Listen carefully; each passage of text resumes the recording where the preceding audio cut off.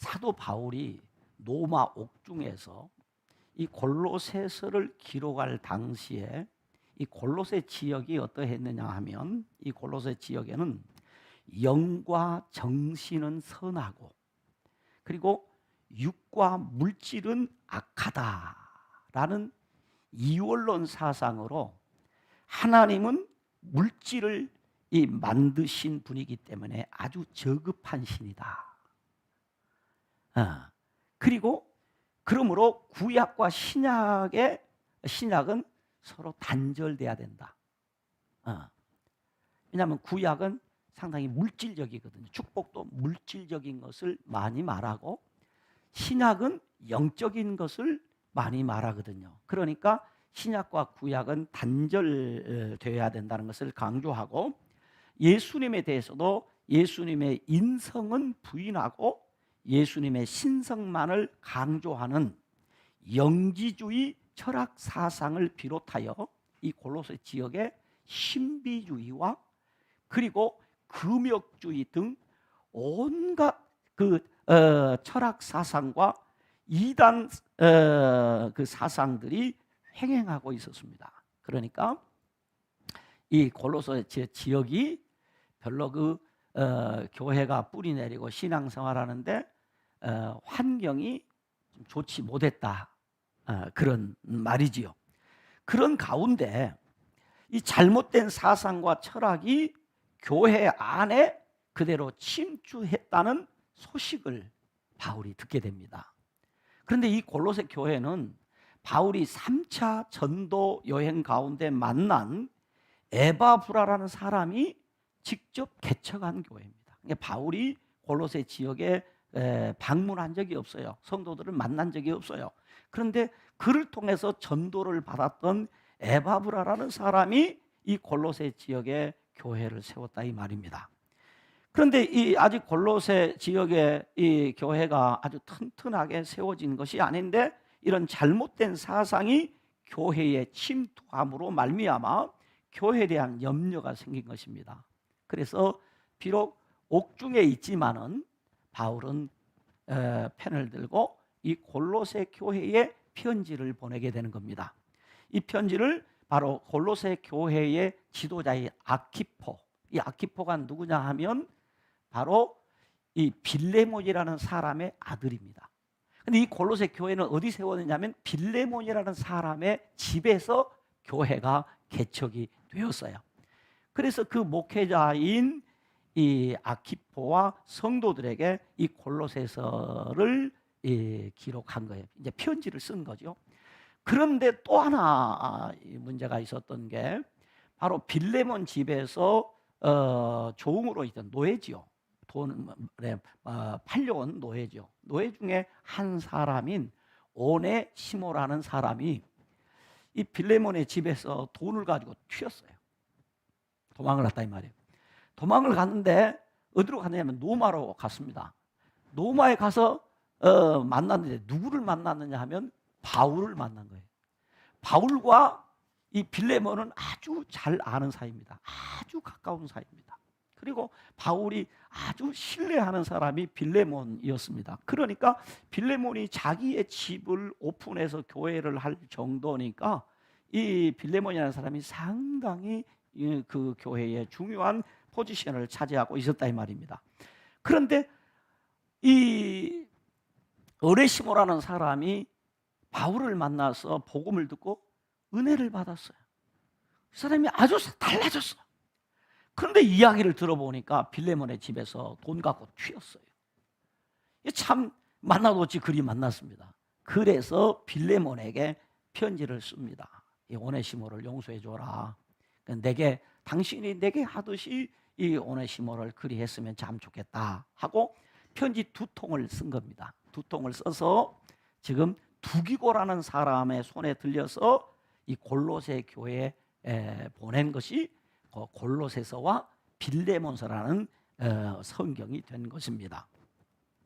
그래서 이 골로새서의 내용입니다. 모든 것 위에 뛰어나신 예수 그리스도의 완전성과 충만함을 얘기해요. 왜냐하면 예수님의 인성을 골로새 교회에 있는 지역에 있는 이단들은 예수님의 인성을 부인하고 신성만을 믿는 자들이 있는데, 예수님은 그런 분이 아니고 예수님은 모든 것 위에 뛰어나신 분이다. 그러므로 예수 그리스도 한 분만으로 부족함이 없으므로 헛된 규례나 철학이 필요하지 않다라는 그런 내용을 담아서 기록한 편지가 바로 이 골로새서란 말입니다.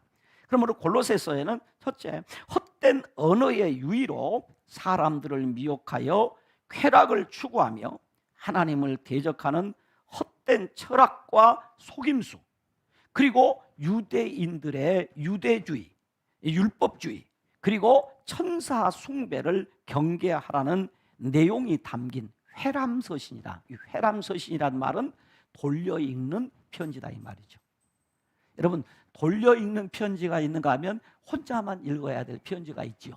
예를 들어서 빌레몬서는 사실은 회람서신이 아니라 개인 서신입니다. 그러나 골로새서는 온 교우들과 주변에 있는 교회에 함께 돌아가면서 읽도록 그리했다 이 말입니다.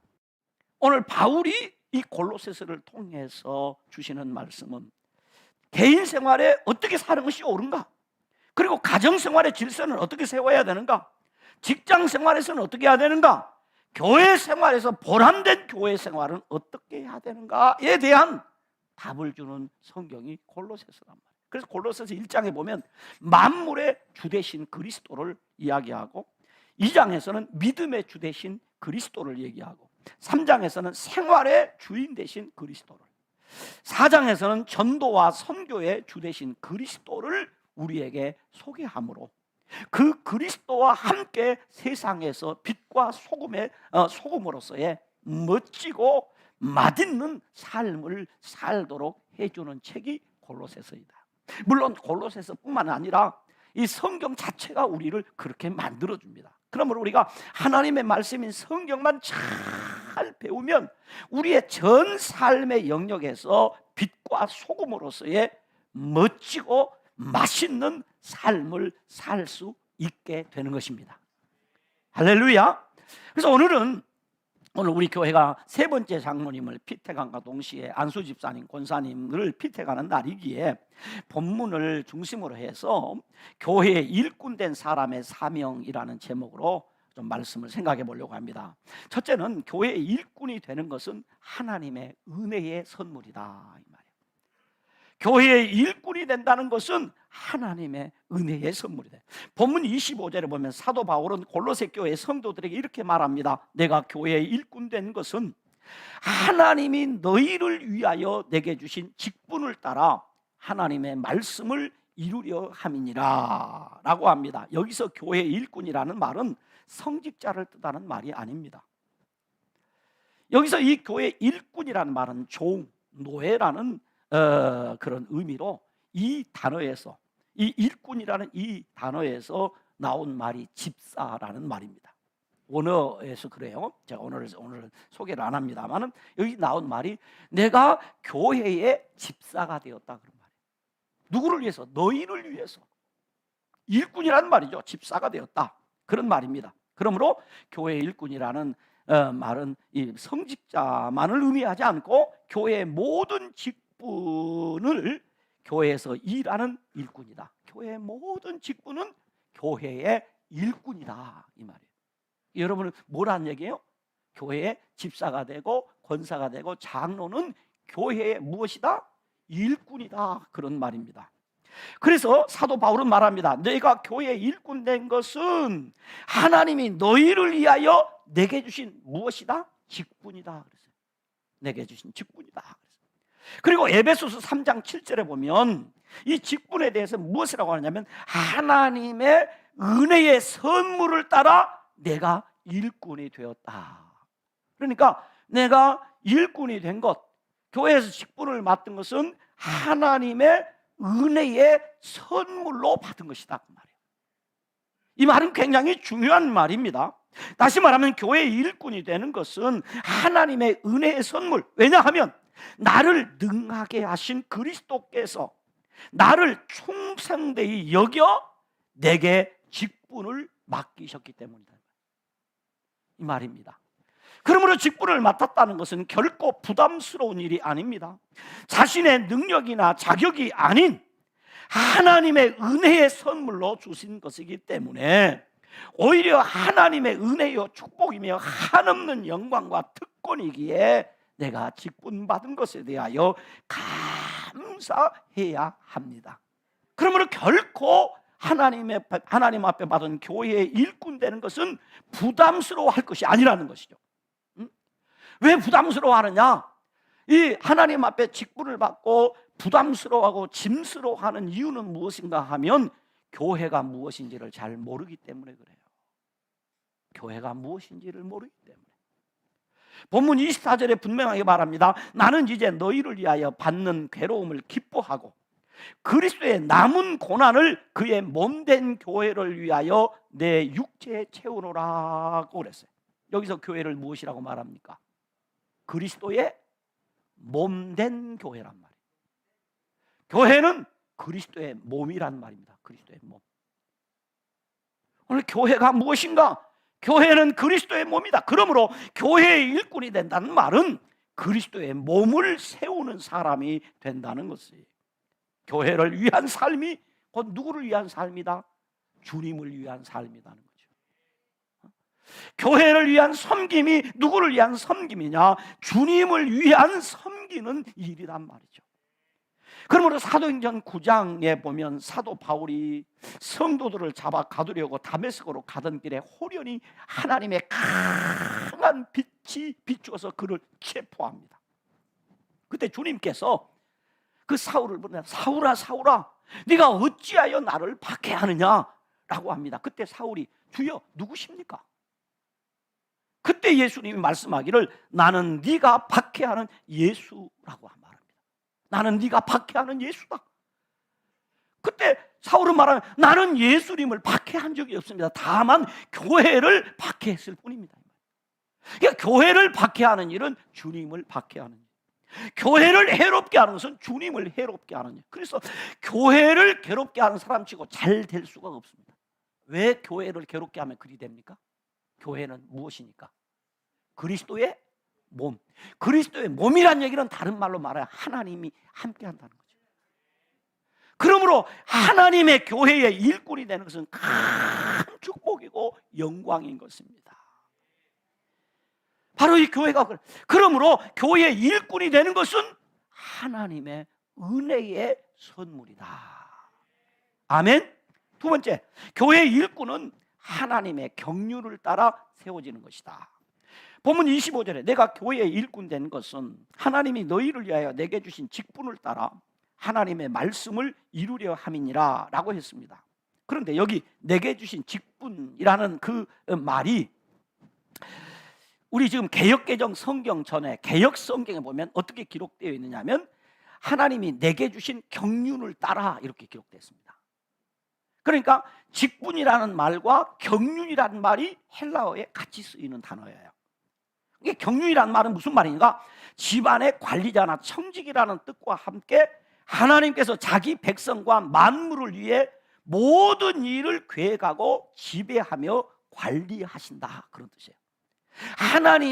하나님께서 그 하나님의 계획을 가지고 나를 교회를 세워가는 데 있어서 나를 이 하나님의 일꾼으로 세우기로 계획을 세워서 나를 그 교회의 일꾼으로 세웠다 이 말입니다. 세웠어요. 그래서 바울은 자신이 교회의 일꾼이 된 것은 자기 생각이나 자기의 소원으로 된 것이 아니라 하나님의 계획과 섭리에 의해서 되었다. 하나님의 경륜에 의해서 되었다, 그 말입니다. 여러분, 우연이라는 것은 결코 없습니다. 그래서 그런 얘기 하죠. 우연이라는 말을 딱 한 번 쓸 수 있습니다. 어떻게 쓰냐? 우연은 없다. 그럴 때 한 번 쓸 수 있는 단어라는 거죠. 어떤 것도 우연이 아닙니다. 다 하나님의 경륜에 따라 이루어지는 일이다 이 말이에요. 믿기를 주님의 이름으로 축원합니다. 그러므로 바울이 이방인 지역인 길리기아 다소에서 태어난 이유가 무엇인가?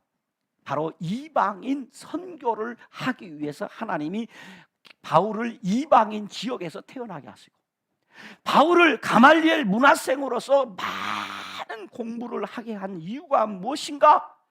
바로 바울로 하여금 많은 지성인들에게 전도하도록 하기 위하여 하나님께서 바울을 길리기아 다소에서 태어나게 하시고, 그리고 가말리엘 문화생으로서 공부를 많이 하게 하셔서 마침내 그렇게 선교하게 하고, 바울을 육체적으로는 그러면서도 아주 고통당하도록 육체에 가시를 주신 이유는 무엇인가 하면 하나님께서 바울로 하여금 교만하지 않고 겸손하여 하나님이 주시는 능력을 의지하고 사역하도록 하기 위해서 하나님께서는 바울에게 육체의 가시도 주셨단 말이에요.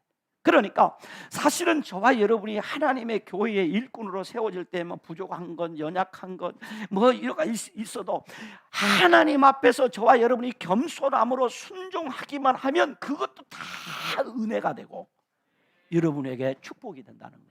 그러므로 교회의 일꾼은 하나님의 경륜을 따라 세워지는 것이다. 아멘. 세 번째는 교회의 일꾼을 세우는 목적이 있다. 교회의 일꾼을 세울 때는 반드시 목적이 있단 말이죠. 그래서 오늘 본문 28절에 보면 이렇게 기록합니다. 우리가 그를 전파하여 각 사람을 권하고 모든 지혜로 각 사람을 가르치면 각 사람을 그리스도 안에서 완전한 자로 세우려 함이니 라고 했습니다. 첫째 목적은 무엇인가? 그리스도의 사람을 세우는 것입니다. 그래서 에베소 4장 11절로 12절에 보면 그가 어떤 사람은 사도로, 어떤 사람은 선지자로, 어떤 사람은 복음 전하는 자로, 어떤 사람은 목사와 교사로 삼으셨으니, 그 다음이 중요해요. 이는 이렇게 다양한 직분을 세운 이유는 바로 왜 그랬느냐? 성도를 뭐하게 하며? 온전하게 하여. 성도를 온전하게 하는 일이란 말이에요. 성도를 온전하게 하여 뭐하게 한다? 봉사의 일을 하게 한다. 여러분, 교회 일꾼을 세우는 일 중에 가장 중요한 일은 교회가 받은 영광의 비밀은 예수 그리스도의 복음을 드러나게 할 온전한 그리스도의 사람을 세우는 일입니다. 그래서 봉사의 일을 하게 하며 그리스도의 몸을 세우는 교회 운동을 계속하도록 하는 데 있어요. 그러므로 교회 일꾼은 믿음으로 순종하는 자세로 섬겨야 하는 것입니다. 두 번째 목적은 효율적인 교회 운동을 하도록 하기 위함입니다. 사도행전 6장에 보면 예루살렘 온영교회가 크게 부흥하는 중에 교회 안에 헬라파 유대인들과 히브리파 사람들이 구제하는 일로 인해서 다툼이 생겼어요. 그때에 성령과 지혜가 충만하여 칭찬받는 사람 7을 택해서 집사로 세웠습니다. 그때 7 집사를 세우는 목적이 분명히 드러납니다. 왜 7 집사님을 세웠느냐? 그 이유, 목적이 뭔가? 7 집사님을 세운 목적이 무엇인가? 그것은 사도들이 하던 구제하는 일을 맡도록 해서 사도들, 곧 목회자, 여러분 교회 목사님이 왜 오늘 장로님을 세우고 권사님을 세우고 안수 집사님을 세우는가? 그 목적이 무엇이냐 이 말이죠. 목적이 오늘 초대교회에서 사도행 6장에서 분명히 가르쳐 주기를 사도가 하는 이 구제하는 일을 이제 그 집사님들에게 맡기고 목회자는 오로지 기도하는 일과 말씀 사역에 집중하기 위함이라는 거죠. 그 결과 사도행 6장 7절에 보면 하나님의 말씀이 점점 왕성하여 예루살렘에 있는 제자의 수가 더 심히 많아지고 허다한 제사장의 무리도 이도에 복종하니라 그랬어요. 교회 운동을 효율적으로 하기 위해서 목사님의 목회 사역을 뭐 하도록 하기 위해서? 돕도록 하기 위해서 분명하게 알아야 됩니다. 왜 장로를 세우느냐? 왜 권사를 세우느냐? 왜 안수집사를 세우느냐? 그 세우는 목적은 담임 목사님의 목회 사역을 효율적으로 하도록 하기 위함이다 이 말입니다. 여러분 출애굽기 18장에 보면 모세의 장인 이드로가 모세 혼자서 아침부터 저녁까지 백성을 치리하는 것을 보고 백성들에게 백성들이 하루 종일 모세가 백성들 재판을 하는 거예요. 와서 보니까 얼마 안 가서 자기 딸이 과부가 될 것 같아요. 그래서 이드로가 모세에게 말합니다. 자네 어찌 혼자 하는가? 예, 백성들이 복잡한 문제가 많은데 제가 혼자 해야 됩니다. 그러니까 아침부터 저녁까지 하는 거예요. 여보게 그렇게 하는 것이 아닐세. 그러면서 이드로가 모세에게 말합니다. 백성들에게 율법을 가르쳐라 합니다. 가르쳐서 그 사람들 가운데 능력 있는 사람, 곧 하나님을 두려워하고 진실한 사람, 불의한 이익을 미워하는 사람을 세워서 1000부장을 세우고 100부장을 세우고 50부장을 세우고 10부장을 세워서, 요즘 말로 말하면 장로를 세우고 권사를 세우고 안수입사를 세워서 그 일을 하도록 하고, 작은 일은 알아서 다 하게 하고 큰 일만 자네가 하면 되지 않는가 그랬어요. 그랬더니 모세가 그 말대로 백성들에게 율법을 가르쳐서 1000부장 세우고 100부장 세우고 50부장 세우고 10부장 세우니까 얼마나 좋은지 몰라요. 그래서 광야 교회가 효율적으로 사명을 감당할 수 있었다 이 말이에요. 그러므로 교회 일꾼은 믿음으로 순종하는 자세를 가지고 섬겨야 하는 것입니다. 세 번째 목적이 있습니다. 세 번째 목적은 은사와 재능에 따라 교회 운동을 하도록 하기 위함입니다. 성도들에게는 다양한 은사가 있어. 그 다양한 각자의 은사를 따라 교회 운동을 할 수 있도록 하기 위해서 직분자를 세운다 이 말입니다. 무슨 일에든지 특별한 일에는 특별한 일꾼이 필요합니다. 그런데 출애굽기에 보면 성막 건축 과정에도 이 특별한 일을 위해서 하나님께서 특별한 직분들을 주셨어요. 그 어떤 직분이었냐? 첫 번째는 계시 일꾼을 세웠어요. 계시 일꾼. 출애굽기 25장 1절로 9절에 보면 이렇게 기록해 놨어요. 여호와께서 모세에게 말씀하여 내가 그들 중에 거할 성소를 그들이 나를 위하여 짓되 무릇 내가 네게 보이는 모양대로 장막을 짓고 기구들도 그 모양을 따라 지을지니라. 계시 일꾼, 하나님의 말씀을 가르치는 사람 필요하단 말이에요. 그래서 여러분 알아야 돼요. 인간의 일은 인간의 아이디어대로 하면 됩니다. 그리고 교회 일을 할 때 여러분 아셔야 돼요. 자기 마음대로 하면 안 돼.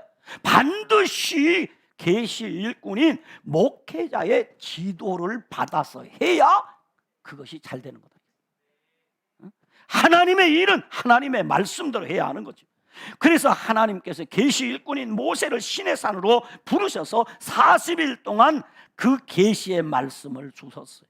그래서 성막을 건축하도록 하셨습니다. 그래서 교회는 항상 기억해야 됩니다. 하나님의 일은 계시 일꾼을 중심으로 해야 합니다. 두 번째는 지명 일꾼이 있습니다. 출애굽기 31장 1절로 5절에 보면 장황이 납니다. 여호와께서 모세에게 말씀하여 이르시되 내가 유다 지파 훌의 손자요 우리의 아들인 부사레를 지명하여 부르고, 지명하여 부사레를 특별히 지명해서 딱 불렀단 말이에요. 하나님은 하나님의 일의 성취를 위해서 하나님이 때로는 사람을 지명해서 부르셔서 사용하신다. 하나님은 성막 건축을 위해서 부사레를 지명하여 부르셨어요. 그런데 하나님은 완성된 사람이 아니라 되어진 사람을 부르는 것이 아니라 지명하여 부르시고 그 일에 필요한 모든 능력을 하나님이 주십니다. 하나님께서는 부사레를 지명하여 부르신 후에 하나님의 영으로 충만하게 해주셔서 지혜와 지식으로 총명을 주셨어요. 공교한 일을 연구하도록 했어요. 다른 사람을 가르칠 수 있게 했어요. 하나님은 일꾼을 지명하여 부르시면 반드시 그에게 필요한 모든 것을 충족시켜 주십니다. 그러므로 교회 일꾼은 믿음으로 순종하는 자세를 가지고 섬겨야 하는 것입니다. 세 번째는 감동 일꾼이 있어요. 35장 34절에 보면 오홀리압을 감동시키사 가르치게 하시며 그랬어요.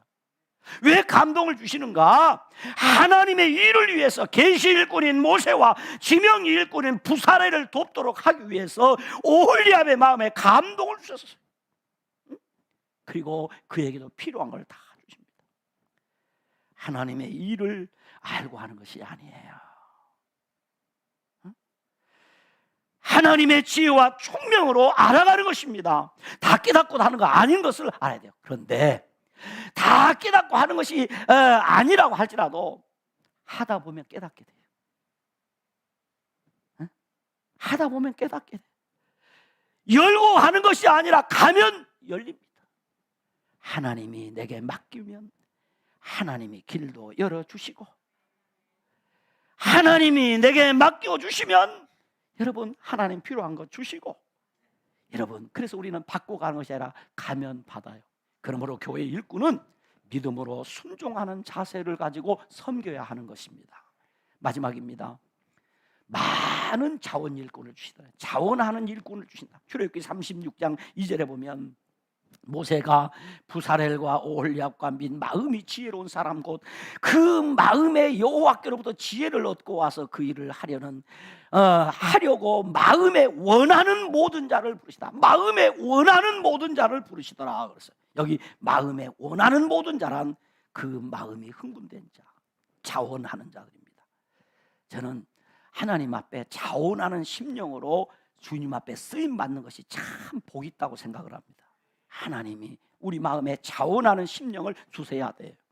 그래서 자원함으로 일하는 사람, 이렇게 하나님께서는 계시 일꾼과 지명 일꾼과 감동 일꾼과 자원 일꾼을 통해서 하나님의 교회를 세워간다. 그래서 바울은 말합니다.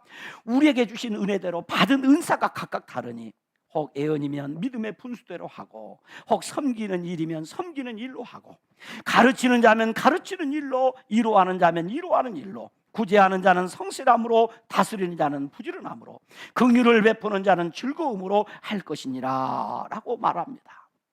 고린도서 4장 1절로 2절은 이렇게 얘기해요. 사람이 마땅히 우리를 그리스도의 일꾼이요 하나님의 비밀을 맡은 자로 여길지어다. 그리고 중요한 거, 맡은 자에게 구할 것은 무엇이다? 충성입니다. 결론은 간단합니다. 내가 직분을 맡았다면 어떻게 해야 된다? 충성해야 된다는 것입니다. 맡은 자에게 구할 것은 충성이다. 그러므로 다시 말하면 모든 성도는 나는 그리스도의 일꾼이요 하나님의 비밀을 맡은 자라고 하는 사명의식이 있어요. 사명의식.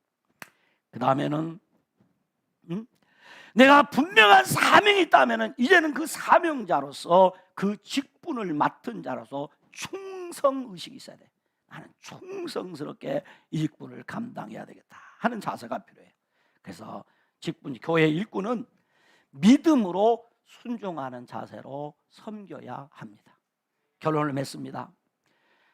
우리의 주인 되신 주님으로부터 잘하였도다 착하고 충성된 종아, 내 주인의 즐거움에 참여하리라 라는 이런 칭찬을 듣도록 주님 앞에 충성을 다하는 우리 직분자들이 되기를 주님의 이름으로 축원합니다. 그러나 한 가지 꼭 명심해야 될 것이 있습니다. 가나안 땅을 정탐하라고 각 지파의 대표자로 세운 12명의 정탐꾼 가운데 10명의 정탐꾼과 같이 하나님을 거역하는 불신앙에 빠지면 안 됩니다. 고라와 다단과 아비람과 온과 같이 하나님이 세운 하나님의 종을 반역하는 자가 되어서 무서운 하나님의 저주를 부르는 자가 되어서도 안 됩니다. 불행한 일을 부르는 그런 사람이 되어서도 안 됩니다. 그러므로 교회 일꾼은 믿음으로 순종하는 자세를 가져야 합니다. 오늘 피택되는 우리 교회의 일꾼들은 모두 그리스도의 일꾼으로, 좋은 일꾼, 충성된 일꾼으로 직분을 잘 감당하여 아름다운 지위와 그리스도 안에 있는 믿음의 큰 담력을 얻게 되기를 바랍니다. 주님의 칭찬을 받는 일꾼들이 되시기를 바랍니다. 현세의 100배의 축복과 내세의 영생을 받는 일꾼들이 되기를 바랍니다. 알곡교회는 바로 여러분 때문에 더욱 크게 부흥될 것입니다. 기도하겠습니다. 하나님 아버지, 은혜를 감사합니다. 교회가 이렇게 귀한 일꾼을 세우는 복된 일을 하게 하시니 감사합니다. 그동안 아버지 하나님 은혜로 아버지 하나님 앞에서 이렇게 신앙생활 잘하던 성도들이 이렇게 장로로, 권사로, 안수집사로 피택을 하게 됩니다. 하나님이 기뻐하는 결론이 나오기를 원합니다. 하나님의 뜻을 이루어 주시옵소서. 예수님 이름으로 기도드리옵나이다. 아멘.